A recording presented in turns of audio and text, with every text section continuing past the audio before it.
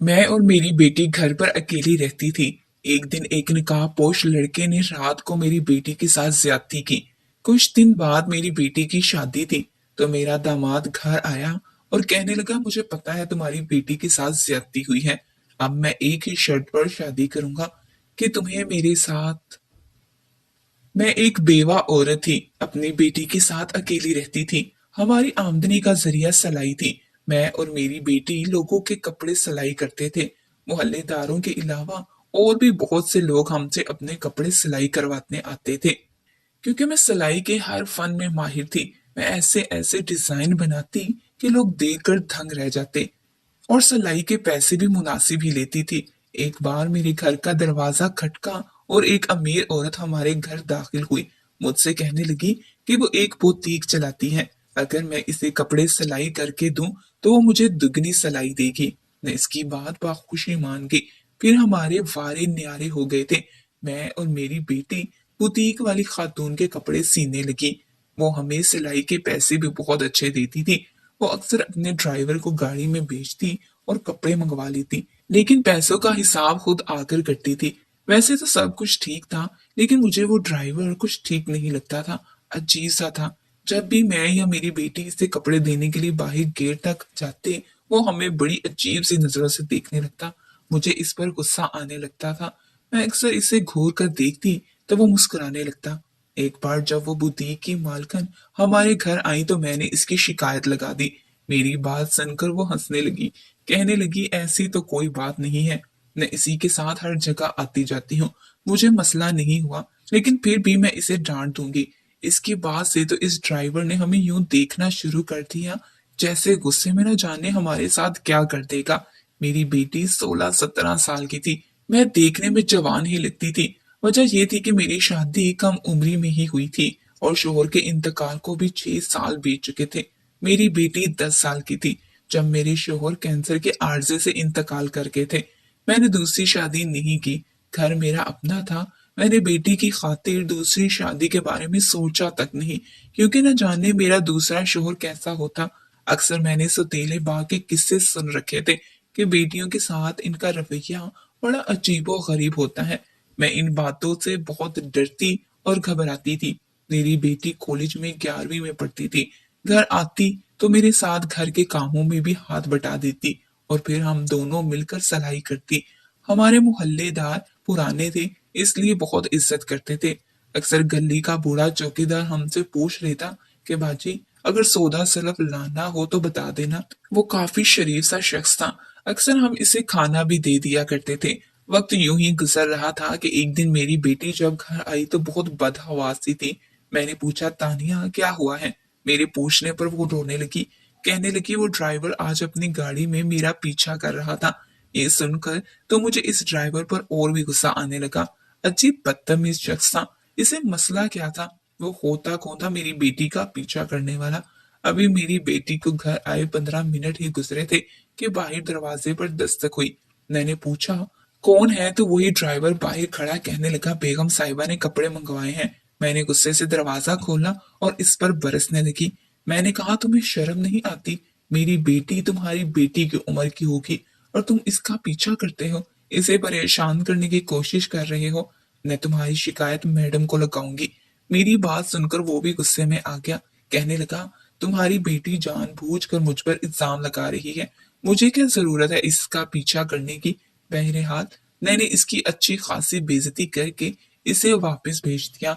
अगली बार वो ड्राइवर हमारे घर नहीं आया। अब वो मैडम खुद ही घर आती थी और हमें कपड़े देकर चली जाती थी। मेरी बेटी ने अभी 12 जमातें ही पढ़ी थी कि इसका एक बहुत अच्छा रिश्ता आ गया। वो लोग हमारे ही मोहल्ले में रहते थे, अच्छे शरीफ लोग थे। मैंने भी रिश्ता तय करने में देर नहीं की। जब इस मैडम को ये इल्म हुआ कि मेरी बेटी का रिश्ता तय हो गया तो वो बहुत खुश हुई। कहने लगी, इसकी बारात का लहंगा मैं बनवा कर दूंगी। इसने हमारी वैसे भी माली मदद कर दी थी। मेरी बेटी बहुत खुश थी। कॉलेज जाना भी इसने छोड़ दिया था। इसके ससुराल वालों ने मुझसे जहेज की डिमांड भी नहीं की थी। इसकी सास एक बहुत अच्छी मिजाज की खातून थी, बहुत मोहब्बत से पेश आती थी। मैं साथ साथ बुटीक का काम भी कर रही थी और अपनी बेटी के जहेज के कपड़े भी सी रही थी। शादी को एक हफ्ता ही रह गया था कि एक रात हम पर क्यामत ही टूट गई थी। मैं और मेरी बेटी सो रहे थे कि मुझे ये लगा जैसे हमारे कमरे का दरवाजा खुला हो। हम दोनों अकेले ही घर पर रहते थे। इस वक्त हमारे कमरे का दरवाजा कौन खोल सकता है? मैं अभी यही सोच रही थी कि जब किसी ने मेरे मुंह पर हाथ रखा था। मेरे होश ही उड़ गए थे। वो जो भी स्याह लिबास पहने हुए था, इसने पहले मुझे बाजू से पकड़ लिया। मैंने पूछा, कौन हो तुम? हमारे घर पर क्या कर रहे हो? इसने कोई जवाब नहीं दिया और मुझे कमरे में रखी कुर्सी पर बिठाकर बांध दिया। मुझे समझ नहीं आ रहा था कि वो कौन शख्स था, मुझे बांध क्यों रहा था। मेरी बेटी अभी तक बेखबर सो रही थी। इस शख्स ने कमरे की लाइट जलाई तो मैंने इसे देखा। इसने स्याह रंग का लिबास पहन रखा था, पूरा चेहरा कपड़े के निकाब से छुपा रखा था कि इसे पहचानना मुश्किल हो रहा था।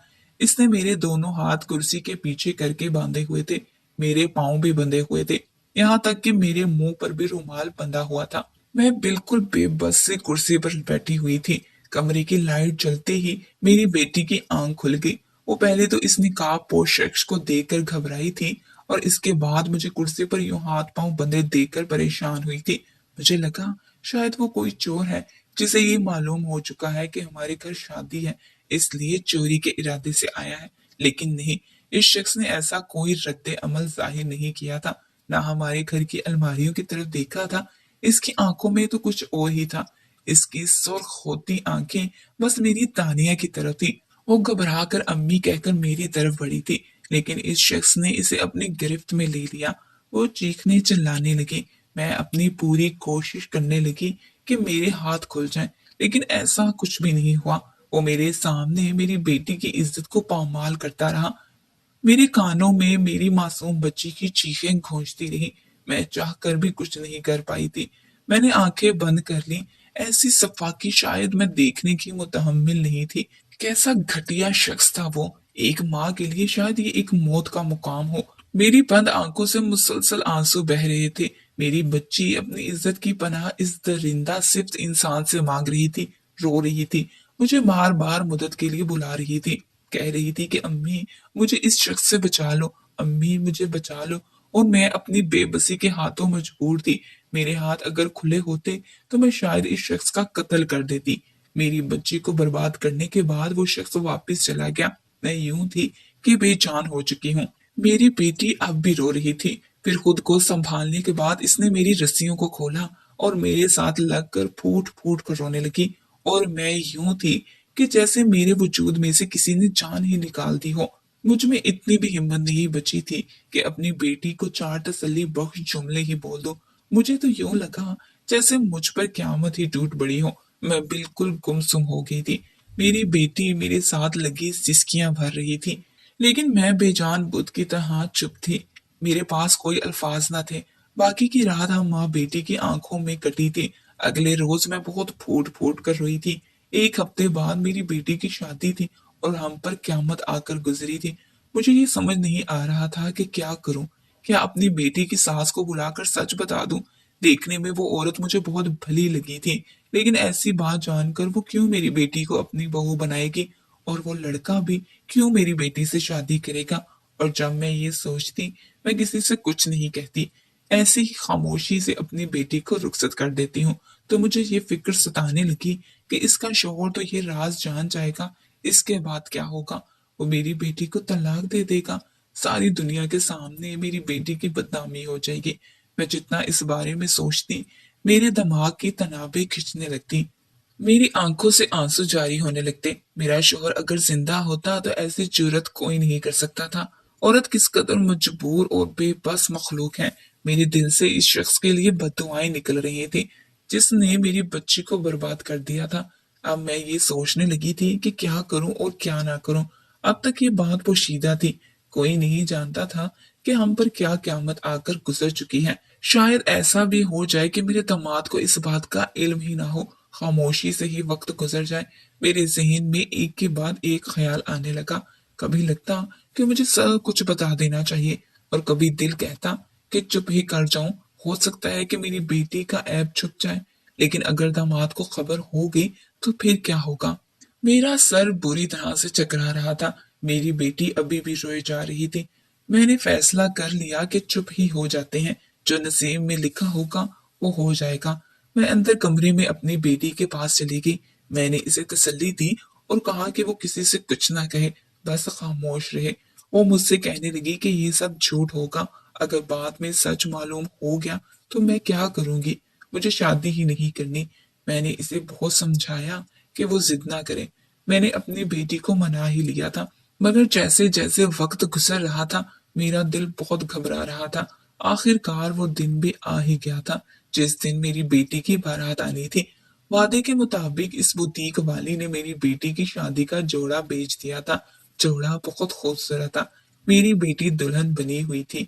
मेरी बेटी दुल्हन बनी हुई भी मुरझाई सी लग रही थी। खुश भी कैसे हो सकती थी।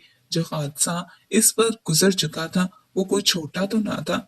अब भी ये मालूम ना था कि आगे क्या होगा। मैं भी तैयार हो गई। मेरे मेहमान थे ही क्या, बस मोहल्ले के चंद लोग। बारात के आने का वक्त भी हो गया। मेरे घर मेहमान आ चुके थे। चंद मेरी बेटी की सहेलियां भी आई थी। बस अब बारात का इंतजार था। बारात के आने का वक्त रात 10 बजे का था, लेकिन 10:30 हो चुके थे। बारात का कुछ पता न था। मैंने लड़की की वालिदा को फोन किया तो वो कहने लगी कि हम सब तैयार हैं, बस मेरा बेटा न जाने कहाँ चला गया है। जैसे वो आता है तो हम बारात लेकर आ जाएंगे। मैं अब परेशान होने लगी थी कि बारात अब तक क्यों नहीं आई। वो लड़का कैसे बारात के वक्त कहीं जा सकता है। रात के 12 बज गए थे। मेहमान बार बार मुझसे पूछ रहे थे कि बारात कब आएगी। मैं जब लड़की की वालिदा से ये सवाल करती तो वो खुद परेशानी से ये कह देती कि न जाने इसका बेटा कहाँ चला गया है, अभी तक वापस नहीं आया। अब तो खाने की देके भी आ चुकी थी। मैंने अपनी सारी जमा पूंजी शादी के अखराजात पर लगा दी थी। खाना अच्छी जगह से बनवाया था, लेकिन अब रात का 1 बज गया था, लेकिन दूल्हे का कुछ पता न था। मेरे घर आए मेहमान वापस चले गए। मैं मेहमानों की मिन्नत समाजत करती रही कि अभी रुक जाओ, मेरी बेटी की बारात वापस आने वाली है। लेकिन वो लोग कहने लगे लड़के वाले तुमसे झूठ बोल रहे हैं। मैं रात के 1:30 बजे भागते हुए दूल्हे के घर जा पहुंची। मैंने दरवाजा बजाया तो दरवाजा इस लड़के की वालिदा ने खोला। इसे आम से घरेलू लिबास में देखकर मुझे हैरत हुई थी। मैंने कहा, आपका बेटा कहाँ है? तो वो खामोशी से नजरें झुकाकर पीछे हट गई। फिर मुझे अंदर आने का रास्ता भी दे दिया। मैं अंदर दाखिल हुई तो मेरा दामाद सामने सेन में बैठा चाय पी रहा था। मुझे इसके इत्मीनान को देखकर हैरत हुई थी। मेरे घर मेहमान वापस लौट चुके थे। मेरी बेटी दुल्हन बनी बैठी थी और ये लोग कितने आराम से अपने घर में बैठे थे। इन्हें जरा किसी की इज्जत की कोई परवाह ना थी। मैंने इस औरत से कहा कि आप तो कह रही थी कि आपका बेटा घर पर नहीं है।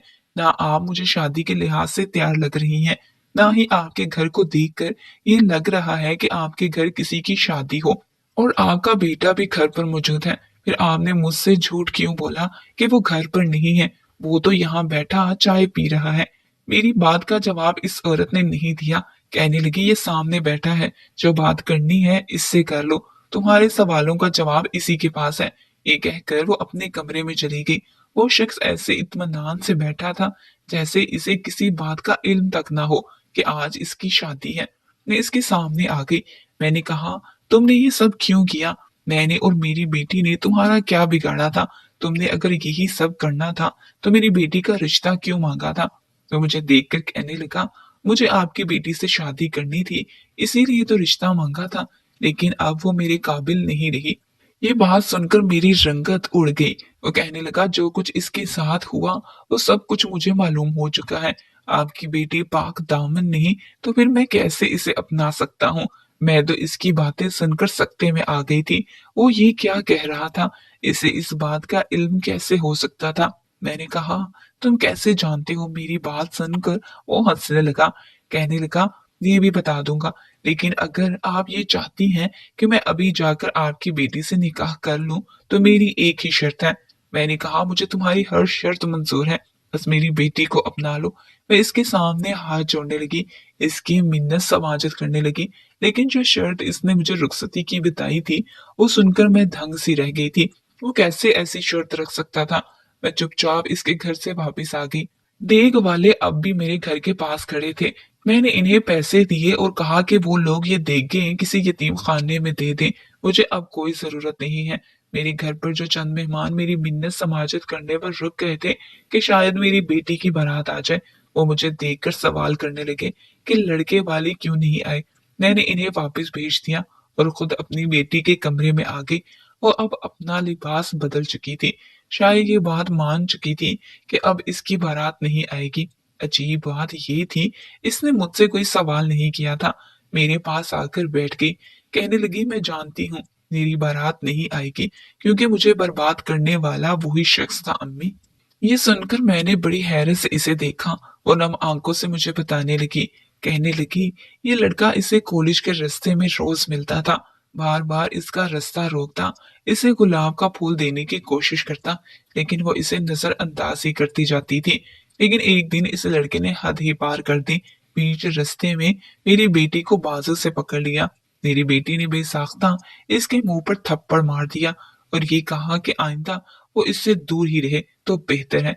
इस वक्त वहां और भी लोग इकट्ठे हो चुके थे। उन्होंने इस लड़के का गिरेबान पकड़ लिया। इसे इस बात पर बहुत मारा कि इसने किसी लड़की को छेड़ा कैसे।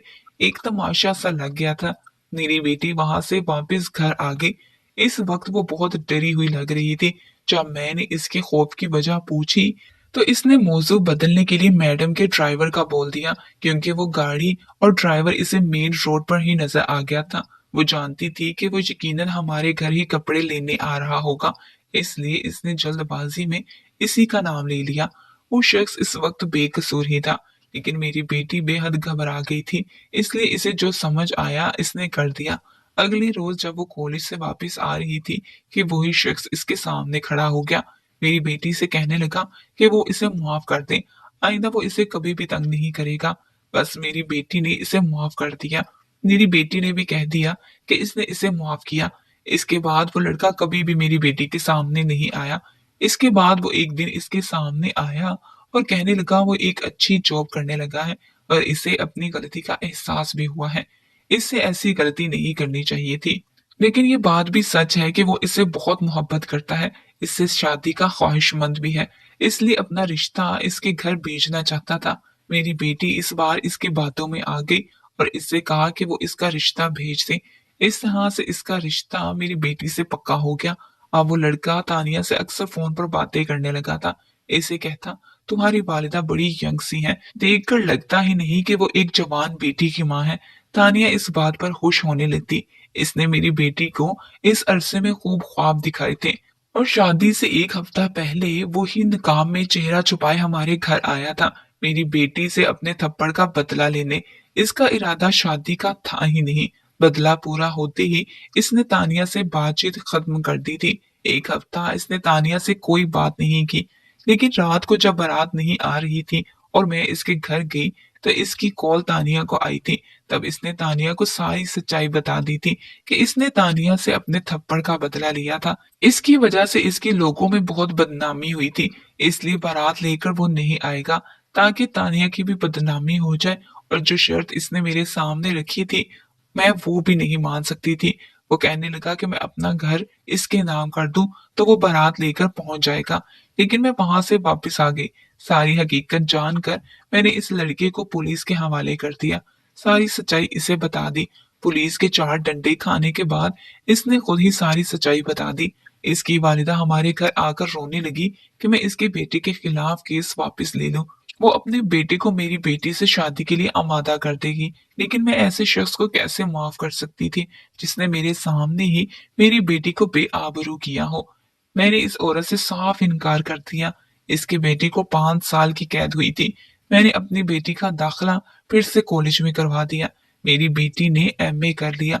वो बुटीक वाली औरत अब भी हमसे ही काम करवाती थी। वो भी सारी सच्चाई से वाकिफ हो चुकी थी। मेरी बेटी की तालीम मुकम्मल हो गई तो वो बुटीक वाली मेरे घर पर आई और कहने लगी कि इसे मेरी बेटी तानिया अपने बेटे के लिए बहुत पसंद है। मैंने कहा, आप मेरी बेटी की सच्चाई जानती हैं। वो कहने लगी कि इसमें मेरी बेटी का कोई कसूर नहीं था, इसलिए इस शादी पर कोई एतराज नहीं है। मेरी बेटी की शादी इस बुटीक वाली औरत के बेटे से हो गई। वो अपने घर में बहुत खुश है।